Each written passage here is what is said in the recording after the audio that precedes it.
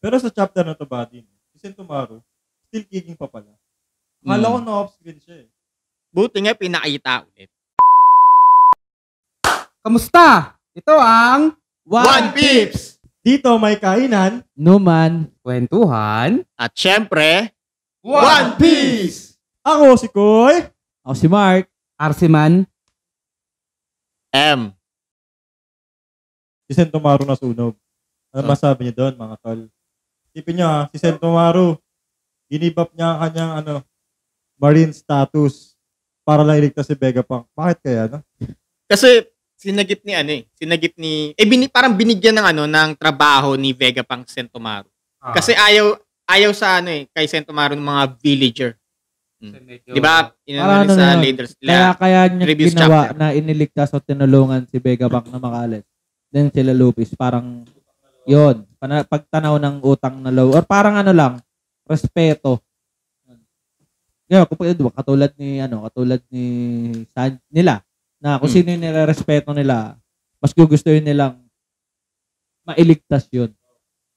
Sacrifice mo yung sarili mo para mailigtas yun. Ganon. Siyempre. Parang utang na loob. Yun nga. Kaya nga. Yun nga yung sinabi na. Sabi ko utang na loob. Kaya nga sinabi. Pero boy pa pala siya, no? Oo nga eh. Tindi niya eh, no? Akala ko na off-screen. Di ba? Kaya nga.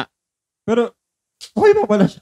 Lupit nga eh. Hanggang ngayon, nandun pa rin siya. Tapos ililigtas niya may ililigtas. Parang sinabihan niya si Bonnie na takbo na. Oo. Run! Bonnie, run! Run, Forrest, run! Pero yun.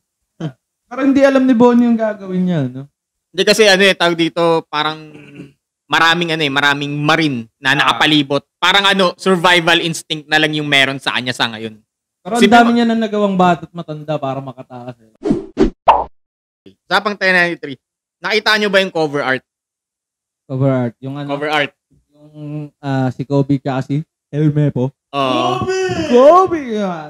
Grabe yun, no? Tawag dito, anong animal doon? For the first time. Parang tribute sa Pilipinas. Tarsier.